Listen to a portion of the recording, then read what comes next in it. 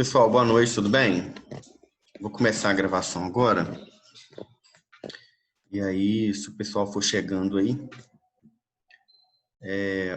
depois também a aula fica disponível, né? No AVA, para quem não teve condição de assistir agora.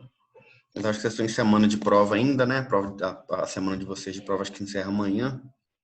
Então, essas 2 semanas que passaram aí, o pessoal está envolvido com prova, né?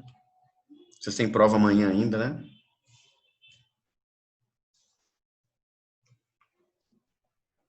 Ok. Então, vamos lá. Deixa eu disponibilizar para vocês. Nós fizemos a nossa prova na semana passada.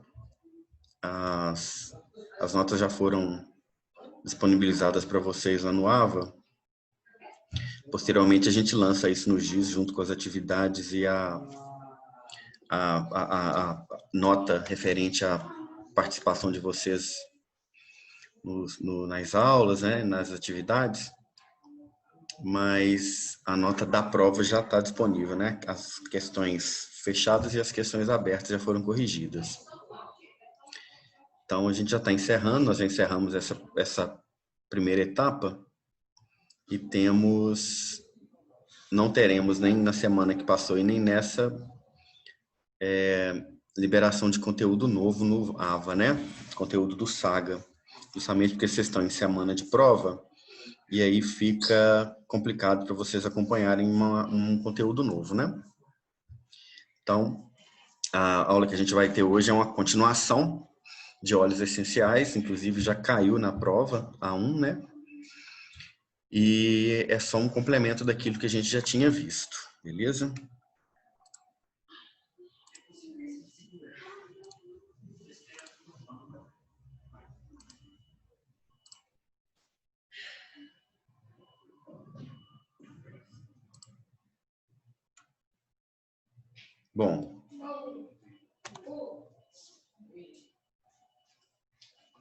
Bom, pessoal, então vamos lá.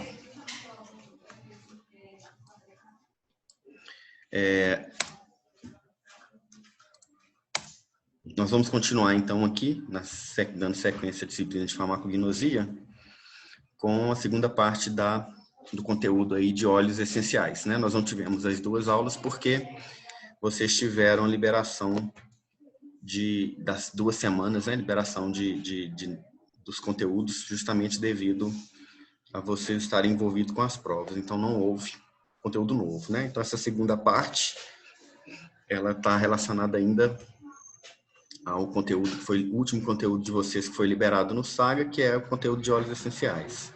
Está aqui como parte 2, já está disponível para vocês também os slides lá no AVA, né? Desde segunda-feira. Bom, já discutimos aí que os óleos essenciais, óleos voláteis ou óleos etéreos são aqueles produtos obtidos aí da droga vegetal, né? Da parte da planta que possui concentrações maiores desse óleo essencial e principalmente obtidos através de destilação por arraste a vapor.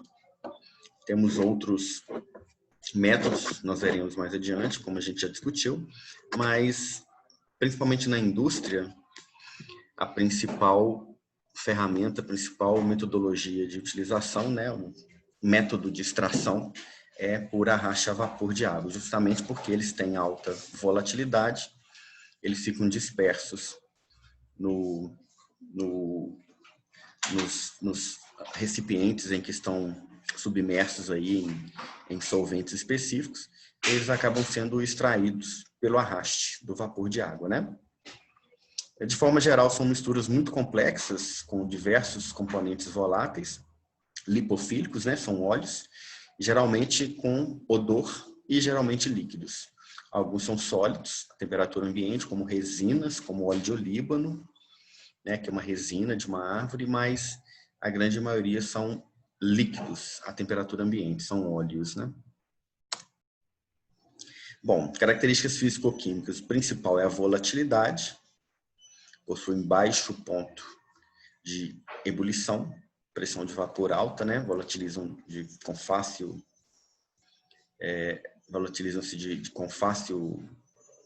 em baixas temperaturas, né, com grande facilidade, baixa pressão de vapor, né, e alta característica de volatilização. Aroma agradável, uma característica organoléptica, né, que é muito utilizada na indústria de cosmético, de produtos saneantes e domes sanitários, né, como eucalipto, lavanda, produtos para higiene pessoal, para limpeza doméstica, cosméticos e na aromaterapia. São solúveis em solventes orgânicos apolares, devido à sua característica de serem também apolares, né, são óleos. Normalmente sabor acre e picante, geralmente incolor ou ligeiramente amarelado, uma característica bastante comum a óleos, né? Serem incolores ou serem amarelados. Nós temos, por exemplo, o óleo de lavanda, que é incolor.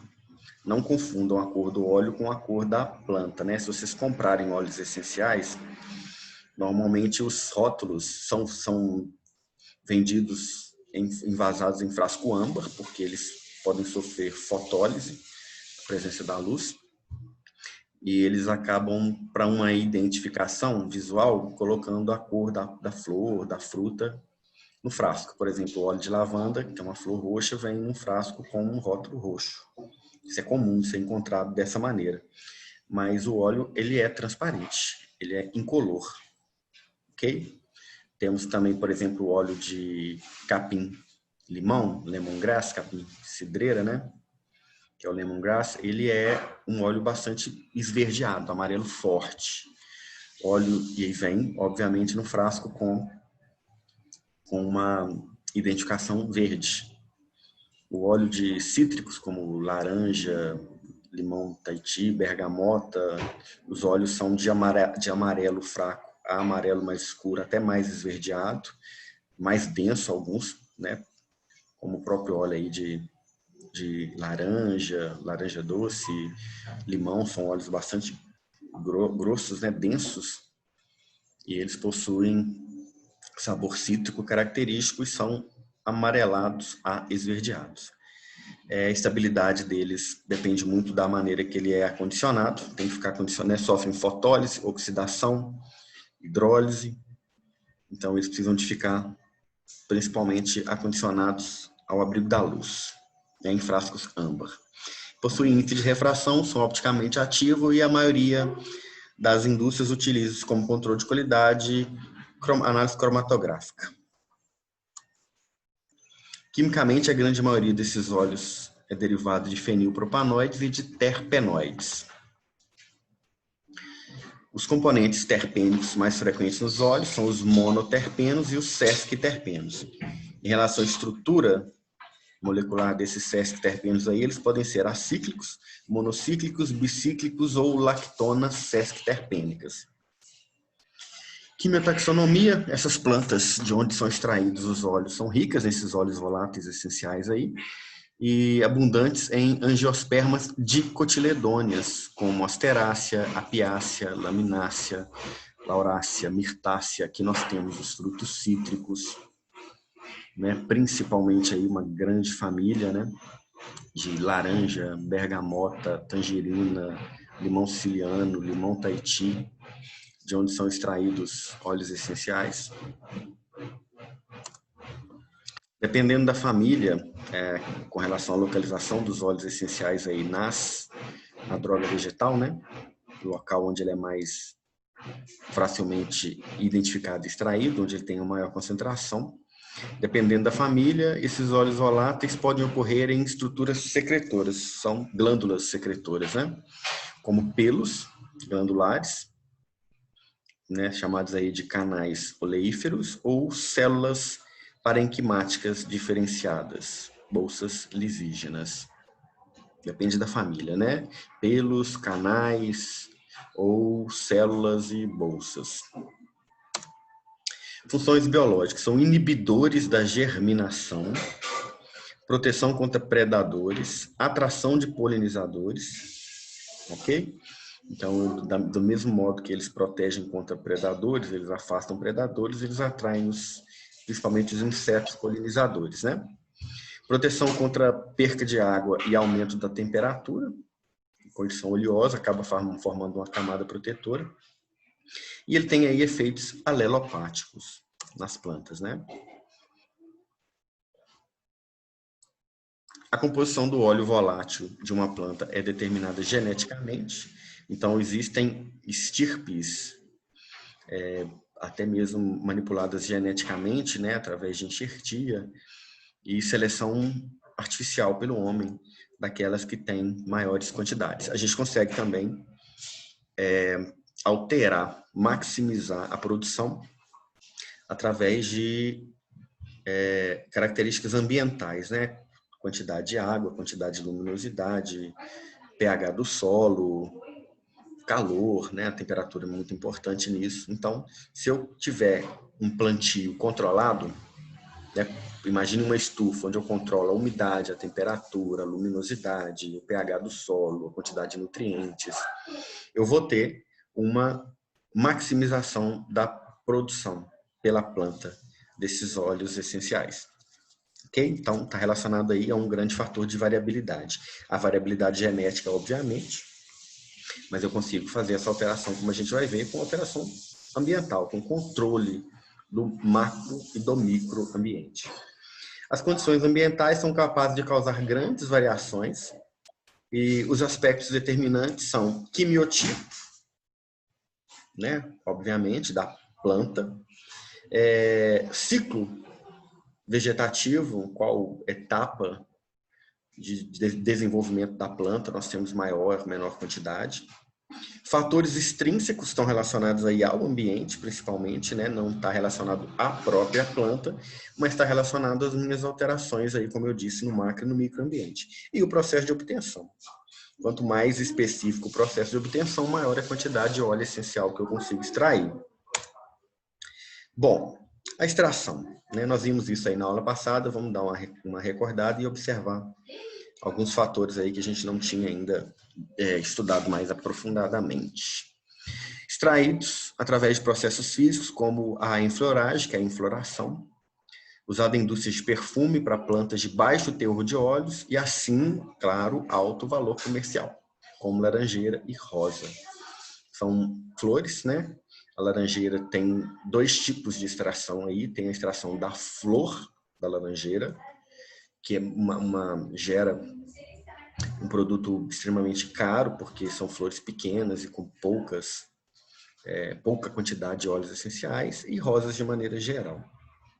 As pétalas são depositadas à temperatura ambiente, sob uma camada de gordura, falando da flor, né, pessoal? Quando eu falo laranjeira, eu não estou falando do pericarpo, da casca da laranja, estou falando da flor de laranjeira e da flor da roseira. As pétalas esgotadas são substituídas por novas até a saturação da gordura. Então, existe um coeficiente de solubilidade da droga, do óleo essencial, vamos dizer assim, naquela gordura ali que eu adicionei. Então, eu vou trocando, eu deixo a planta, a flor ali em contato com aquela gordura. Antigamente era feito com banho de porco, né? Aí ele vai extrair, eu coloco mais pétalas, até ela saturar, não extrair mais. E aí eu trato com álcool para obter o óleo volátil e destilo em baixa temperatura. O produto obtido é o óleo essencial de alto valor comercial, muito utilizado na indústria de perfume, muito antigo, uma técnica francesa muito antiga de extração de óleos essenciais para perfumaria. E é aquela técnica aí, para quem já viu aquele filme Perfume, né, que eu falei com vocês. É a técnica que o maníaco lá utiliza, o perfumista utiliza para fazer a extração das substâncias ali dos óleos, né, das essências que ele pretende extrair lá. Quem não viu o filme ainda, pegue aí o final de semana, aconselho assistirem.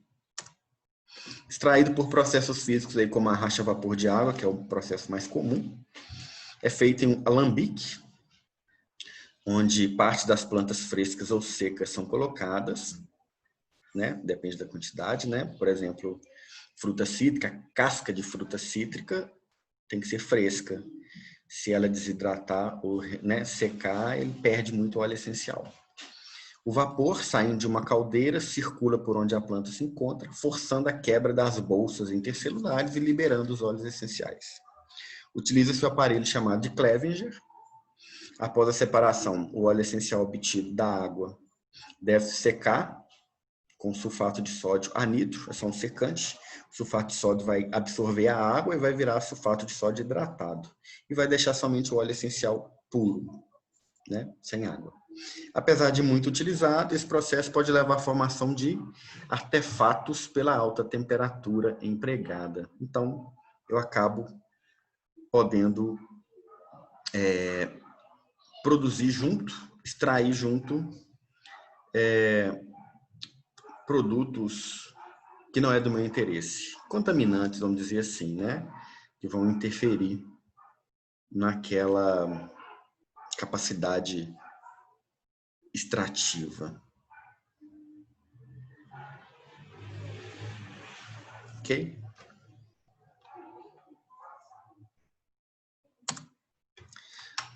Através de solventes orgânicos,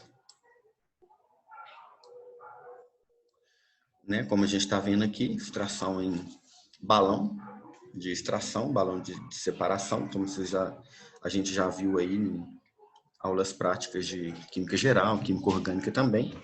É uma separação que é realizada por meio de diferença de densidade, polares e apolares. Coloco dois solventes, né? Coloco um solvente polar ali que vai separar, vai extrair o polar e os apolares vão ficar separados por densidade, que é o que me interessa, né? Nesse caso, os óleos essenciais são apolares, é o que vai me interessar. Extraídos preferencialmente com solventes apolares, como éter, éter de petróleo, de clorometano. O óleo fica extraído na parte apolar e as partes polares vão ser extraídos por serem solúveis em solventes apolares, né? Então, extraem outros compostos hipofílicos junto, é uma desvantagem. Não vai extrair somente o óleo essencial que me interessa, mas tudo que for solúvel em solvente apolar. E possuem baixo valor comercial, né? Não é uma técnica indicada para esse tipo de extração, não. Não é a mais indicada, né? Como a gente vai ver. Prensagem ou expressão, isso aqui depende, né? Para extração de óleos voláteis, principalmente de frutos cítricos, né? Os pericarpos aí, pilocarpos, né? Que são as cascas, são prensadas. E aí eu tenho uma camada que contém o óleo volátil que é separada. É como você apertar uma casca de uma mexerica, uma casca de uma laranja, uma casca de limão, você vai ver o óleo essencial esguichar. Jogue na água para você ver como ele não mistura com a água. É um óleo. Posteriormente, o óleo é separado da emulsão, formado com a água por decantação, centrifugação ou destilação fracionada. Fácil. Você tendo uma grande quantidade, você prensa ali, ou espreme, né? E aí, depois você separa da parte polar, separa da água por processos de separação de mistura por densidade. E isso aqui que a gente viu, que é um processo de extração por gás carbônico supercrítico, fluido supercrítico, como a gente viu. Usado para recuperar aromas naturais de vários tipos, não somente óleo volátil. Nenhum traço do solvente permanece no produto obtido, isso é o mais interessante, o mais importante, não gera contaminante nenhum, porque o gás carbônico, ele depois de extraído, depois que eu abaixo a temperatura ou aumento, depois que eu chego a temperatura no ambiente e altero a pressão, porque o fluido supercrítico, ele está a alta pressão. Quando eu normalizo a pressão e a temperatura, o gás carbônico é gasoso, ele se perde no ambiente e deixa o óleo puro. Ele não gera um contaminante no final, né? Para tal extração, o gás carbônico é primeiramente liquefeito através de compressão, né, através de aumentos de pressão. Em seguida, aquecido a temperatura superior a 31 graus Celsius. Nessa temperatura, o gás carbônico atinge o quarto estado aí, de alta viscosidade, né, com tipo gasoso, mas com capacidade de dissolução elevada como um líquido. Então, ele tem característica de gás, característica de líquido, né, o fluido supercrítico, por isso que tem esse nome. Avaliação da qualidade. Apresentam frequentemente problemas na qualidade que pode ter origem na variabilidade da composição química. Muitas plantas têm centenas, milhares até, de produtos na complexidade da composição. da planta, das flores, da droga vegetal em si. E isso vai prejudicar a nossa extração. Nós vamos ter uma grande miscelânea de substâncias ali. E fazer o processo de separação é um pouco complicado. Isso facilita o processo de adulteração, mas nós temos métodos de análise muito específicos, como cromatografia, espectrofotometria, para que tenhamos um laudo de qualidade, para que tenhamos uma segurança no uso, ok? Pessoal, existe uma máxima para quem utiliza óleo essencial, para quem trabalha com aromaterapia, quem compra óleos essenciais, que não existe óleo essencial barato. Você encontrar no mercado um óleo muito abaixo do preço normal, você pode saber que normalmente ele tem adulteração. Nós trabalhamos aí com Via Aroma, doTERRA, Balsamia, são nomes comuns, né, de indústrias que vendem óleo essencial, extraem e vendem. O preço varia muito, obviamente. Nós temos aí óleos mais baratos, como o lemongrass, que é o capim-cidreira. Temos o de lavanda, que também é um óleo relativamente mais barato. E temos óleos mais caros, como o olíbano. Então, 5 ml de um óleo de olíbano, você vai encontrar ele aí na faixa de 70, 80, 90 reais. O de lemongrass você vai encontrar na faixa de 15, 20, 30 reais, entendeu? Então, se achar um óleo de olíbano a 10 reais, 20 reais, que você pode saber que ele tem algum contaminante. Ele é um óleo bastante caro. Vetiver também é um óleo mais caro. Ok? Existe essa grande valor agregado dos produtos obtidos, justamente porque você precisa de muita matéria-prima e de um processo que às vezes é caro para fazer a extração propriamente dita. Identificação incorreta do produto e sua origem pode levar a produtos de má qualidade. E aí tem os testes organolépticos também, né? Quem conhece textura, quem conhece a cor, quem conhece o odor, consegue fazer uma diferenciação, né? Eu lido muito com óleos essenciais, então, né, a gente consegue ver uma quebra de qualidade, né? Eu sei, por exemplo, que o óleo só um exemplo, o lemongrass, por exemplo, o bergamota, eles são óleos muito grossos, então um óleo que pinga muito fácil, né? Você tem até uma dificuldade para tirar todo frasco de óleo essencial, ele vem com conta-gotas. Então, se você vê que ele está pingando com muita facilidade, ele está muito líquido, né? Pouco viscoso, você pode saber que ele tem alguma falsificação, adulteração, algum contaminante, ok? Então, não é muito difícil assim da gente conseguir identificar isso de maneira orgânica, organoléptica, né? Pelo odor, pela textura, pela cor. Ok? Determinação quantitativa dos componentes voláteis, ponto de solidificação, doseamento do óleo volátil, miscibilidade com etanol, índice de refração, poder rotatório, densidade, determinação de índice de acidez, determinação de índice de ésteres, determinação do índice de carbonilas e análises cromatográficas. Cromatografia em camada delgada, cromatografia gasosa e cromatografia líquida de alta eficiência. É dessa maneira, com essas análises, que nós vamos definir, propriamente dito, se o óleo tem ou não qualidade para ser utilizado com finalidade terapêutica, farmacêutica, na aromaterapia. Ok? Eu não sei se vocês têm contato, já tiveram contato com óleos essenciais. Teve um curso que eu dei aí numa semana de estudos, falando sobre práticas integrativas e complementares, que eu apresentei alguns temas, falei sobre aromaterapia e ensinei para os alunos aí uma técnica de massagem terapêutica e utilizei óleos essenciais. Não sei se alguém aí da turma de vocês, se alguns de vocês participaram, mas faremos isso novamente mais para frente. Eu trabalho muito com cremes neutros, né? O creme Lanete, por exemplo, ou com óleos carreadores, óleo de uva, óleo de amêndoa doce, e incorporo os óleos essenciais para usar aí, né, em estética, com fins terapêuticos, né, que seja estética ou terapêutica, né? Terapêutica especificamente aí, né? Mas os óleos a gente compra, você consegue comprar os óleos, né? Você não precisa de ter todos, mas você tem aqueles que são mais tradicionais, vamos dizer assim. Se a gente pode dizer assim, tradicional, né? Mas tem aqueles que são mais utilizados. Não é recomendado o uso direto do óleo para passar na pele, então eles são diluídos, incorporados em carreadores. Como eu disse para vocês, eu gosto do creme base, creme Laneige, que é um creme neutro, e incorporo ali os óleos essenciais. Por exemplo, para a pele, incorpora óleo de gerânio, para uma pele mais uniforme, para retirar manchas. O óleo de olíbano também retira manchas, trata acne. O óleo de melaleuca, que é o tea tree, ele também trata acne. São muito utilizados para quem tem alergias pós-barba, por exemplo. Então, a gente incorpora os óleos no creme e utiliza.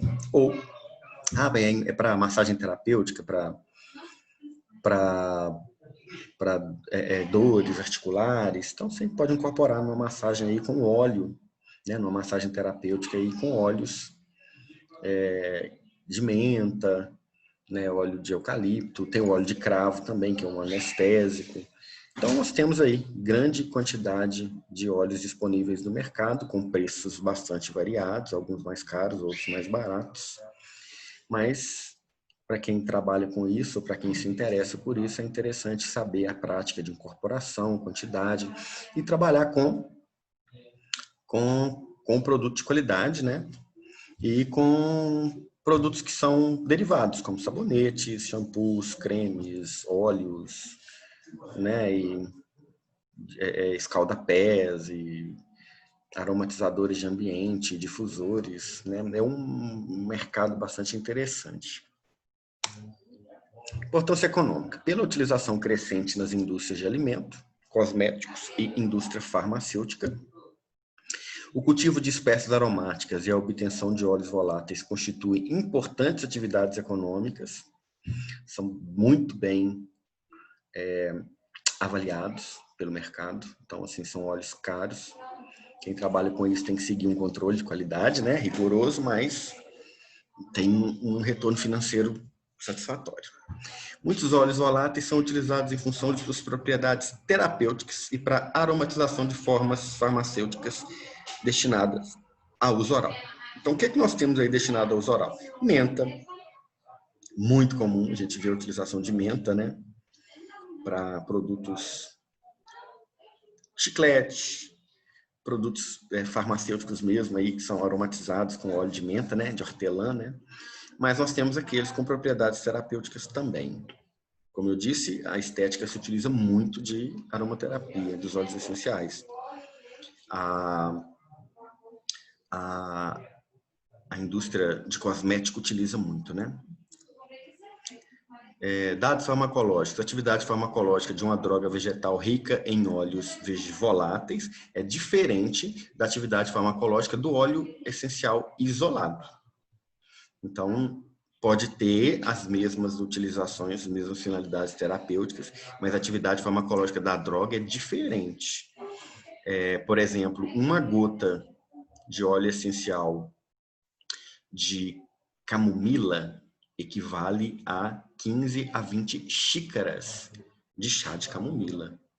Então, é uma coisa muito diferente você tomar o óleo essencial, que é concentrado, tem efeitos muito pronunciados, da atividade farmacológica da droga, do chá, né?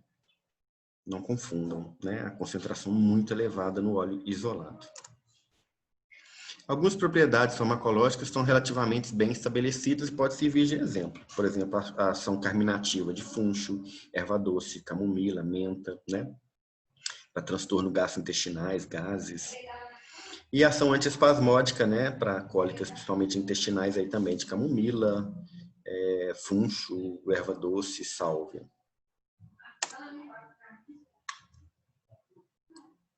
Ação estimulante sobre secreções do aparelho digestivo, como gengibre, genciana, zimbro, né, ajudam no processo digestivo, principalmente de gorduras. Ação cardiovascular, como óleo de cânfora, sálvia. Ação irritante tópica, isso aqui é muito comum para os óleos essenciais. Justamente por isso a gente não utiliza o óleo diretamente na pele, a gente utiliza um óleo carreador, como óleo de uva, óleo de amêndoa, óleo de coco, né, que são óleos fixos, ou um creme, né, como eu falei com vocês, um creme base, um creme neutro, né, como o creme Laneige, e não diretamente na pele devido à alta concentração poder irritar. Ação secretolítica, como eucalipto, anis estrelado, ação sobre o sistema nervoso central. Nós temos os estimulantes, como cânfora, e os depressores, como melissa, capim-limão, lavanda, capim-limão ou lemongrass, né? Que é o erva-limão e capim-limão. Ou mesmo provocando convulsões em dose elevada, como canela, como noz moscada.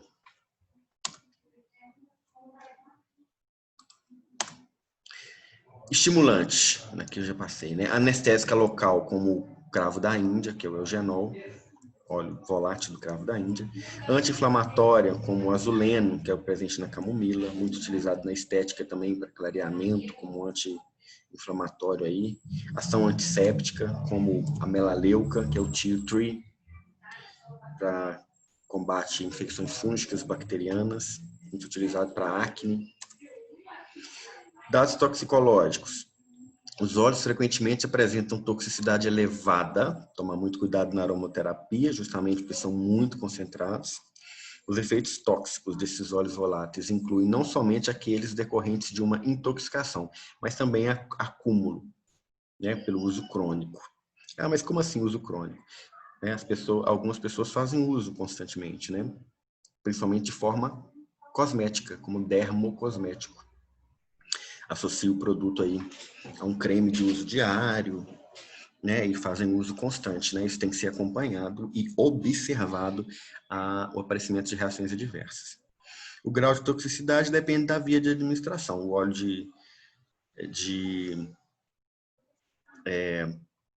cravo, por exemplo, ele pode ser bochechado ou gargarejado. É uma utilização aí odontológica, né? O óleo de menta, ele pode ser tomado em gotas, né, em água. Então, uso oral. Então, vai depender muito disso aí. Dados toxicológicos, né? A toxicidade crônica desses óleos é pouco conhecida e ainda é necessário avaliar suas eventuais propriedades mutagênicas, teratogênicas e carcinogênicas. Então, observar muita utilização em gestante, em lactante, crianças e o uso contínuo, né? Quem faz uso aí constante. Toxicidade aguda é mais conhecida, mais fácil você observar a toxicidade aguda com irritação, sensibilização, fototoxicidade, né? Por exemplo, o óleo de gerânio, que é um óleo muito utilizado para a pele, ele hidrata, ele uniformiza a pele, tira a mancha, mas se ele tiver em alta concentração, ele irrita a pele. Então, diretamente aplicado ou muita quantidade, ele irrita. Pode sensibilizar, né? Deixar o lugar vermelho. E a fototoxicidade é muito comum para os óleos cítricos, como o limão. Todo mundo sabe que o limão, o sumo, como a gente chama, que é o óleo essencial, né? Se você tiver contato com ele e sair no sol, ele mancha. Isso é a fototoxicidade. Reações do sistema nervoso central, principalmente convulsivantes e psicotrópicos. Psicotrópico como noz moscada e convulsivante como losme e sálvia. Terpenos. Derivados do ácido mevalônico, encontrados em todo o reino vegetal, alguns micro-organismos também, em sementes, folhas, raízes e madeira das plantas. São hidrocarbonetos múltiplos de 5, e temos aí classificação de acordo com a quantidade de carbono. M-terpenos tem 5 carbonos, monoterpenos tem 10 carbonos, sesquiterpenos 15 carbonos, diterpenos de 20 a 40, sesquiterpenos 25 carbonos e triterpenos 30 carbonos. O que são terpenos? Grupo de compostos orgânicos derivado da junção de vários isoprenos, formando uma diversificada classe de substâncias naturais ou metabólitos secundários de origem vegetal, especialmente coníferas, de fórmula química geral C5, né? São derivados de 5 aí, de 5 em 5, H8N. Então, se o N é igual a 1, 5 carbonos. Se o N é igual a 2, 10 carbonos. São encontrados nas glândulas odoríferas de animais também. Ok?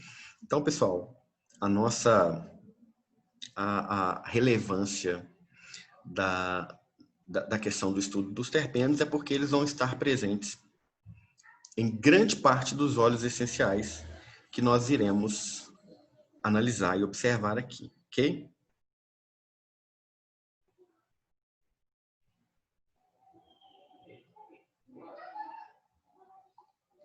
Então, vamos lá. Uma outra característica aqui. A digoxina, originada de um triterpeno, é um heterosídeo cardiotônico proveniente da planta chamada de dedaleira, ou seja, não é um óleo essencial. A digitalis lanata é um digitálico, é um cardiotônico, glicosídeo cardiotônico, mas que também é um triterpeno. O taxol, originado de um diterpeno, atualmente um importante medicamento para tratamento de câncer de mama, carcinoma metástico, de ovário,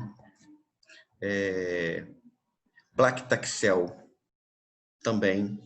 Então, assim, não são propriamente dito óleos essenciais, mas eles possuem triterpenos, diterpenos, é isso, né? Só a gente vai estudar depois. Nós vamos estudar depois aí os óleos essenciais. Depois dos óleos essenciais, tem uma parte aí mais para frente que nós vamos estudar os glicosídeos cardiotônicos. Digoxina, digitoxina, digoxigenina. Curiosidade, os tetraterpenos são precursores da vitamina A, beta-caroteno. Uma classe especial de terpenos altamente modificados, que contém unidades C5, como nós vimos, de 5 em 5, que são as piretrinas, substâncias com propriedade inseticida, encontrada em espécies de crisântemo. O diterpeno fitol forma parte da clorofila das plantas. Representante mais significativo dos politerpenos é a borracha, látex extraído da seringueira, e uma classe especial de terpenos altamente modificados, contém unidade C5, são as piretrinas, encontradas aí nos crisântemos. Eu repeti lá em cima, desculpa aí. Fitoterápicos. Por exemplo, o primeiro fitoterápico produzido no Brasil, que é de origem brasileira, pesquisado e produzido, o primeiro medicamento genuinamente brasileiro, é chamado de Acheflan. Não sei se vocês conhecem aí. Um fitoterápico produzido com a erva baleeira. É um anti-inflamatório, né? Uma pomada, né? Ele possui alfa-humuleno, beta-cariofileno, que estão no óleo essencial da erva baleeira, que é a Cordia verbenácea. O ginkgo biloba também tem a sua composição constituída por diterpenos policíclicos. O ginkgo biloba não está diretamente ligado aos óleos essenciais, mas a gincolídeos, que são outra classe aí que a gente vai estudar, mas que são terpenos, né? Onde são encontrados? Sementes, flores, folhas, raízes, madeira, casca de árvore, principalmente, musgo, algas, líquens, alguns mamíferos. Temos aí uma árvore chamada pau-rosa, que ele é, a casca em si é escura, mas ele é um rosado no interior, que são utilizados aí para a extração de óleo essencial do pau-rosa. Aqui para vocês verem aquilo que a gente falou, os monoterpenos, estrutura como linalol, limoneno, presente em frutas cítricas, mentol, presente nas mentas, né, nos hortelãs, cânfora. Aí temos os diterpenos, cedreno, presente no cedro, né? Triterpenos esteroides, sesquiterpenos, tetraterpenos, como beta-caroteno, todos provenientes dessa via, que é a via biosintética do mevalonato, do metabolismo secundário das plantas, principalmente das plantas. Aqui está um exemplo aqui para vocês verem a extração por enfloragem. Nós temos uma gordura, né, um óleo, e as pétalas estão submersas nesse óleo, nessa gordura, para que haja uma extração. Normalmente é gordura, a diferença de gordura para óleo é que a gordura é sólida, pastosa à temperatura ambiente e os óleos são líquidos à temperatura ambiente. Mais comum a extração por gordura pela tradição da técnica, mas extração por óleo também pode acontecer, vira uma extração por solvente, né? Orgânico apolar. Aqui, destilação a vapor. Vejam aqui que a gente, né, como um alambique de produção de cachaça aí. Destilação a vácuo. Com solventes polares e apolares, depois extraído por separação diferente de densidade, né? Polaridade, polar como apolar.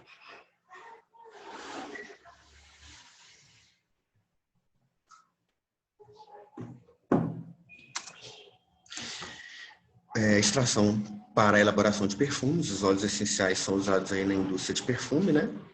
Todos nós já estudamos. Quais são as famílias olfativas utilizadas aí na produção de perfumes? Amadeirado, cítrico, fresco, aromático, floral, frutal e oriental. Normalmente nós temos aquela, como a gente viu, né? As notas de topo, de coração e as de fundo, aquelas que vão sobrar de base. E aí normalmente nós temos cítrico, floral na nota de topo, amadeirado e oriental lá nas notas de base, o fresco e o frutal aí no intermediário, que são as notas de coração. Obviamente não tem uma regra para isso, né? Isso vai depender muito do tato, né? Do feeling, vamos dizer assim, né? Experiência de quem produz aí, do perfumista. Mas você tem que levar em consideração que isso é de acordo com a fixação, com a permanência do cheiro. Então, o que vai sobrar no final é sempre o amadeirado oriental, que vão ser as notas lá da base. E os que exalam com mais velocidade, como o cítrico, o floral, eles vão estar em cima. E o intermediário ali, que são as notas de coração. Esses óleos voláteis, essenciais, etéreos ou essências são compostos aromáticos aí extraídos então das plantas, como a gente viu, líquidos a temperatura ambiente, variam desde hidrocarbonetos terpênicos, álcoois simples e terpênicos, aldeídos, cetonas, fenóis, ésteres, grande quantidade de compostos, com grandes variações moleculares. Para uso farmacêutico, somente os óleos de origem natural são permitidos pelas farmacopeias, exceção da vanilina, né?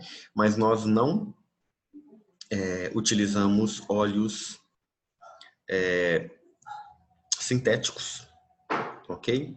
Produzidos em laboratório, são proibidos por lei, pela farmacopeia, né? A lei do farmacêutico aí.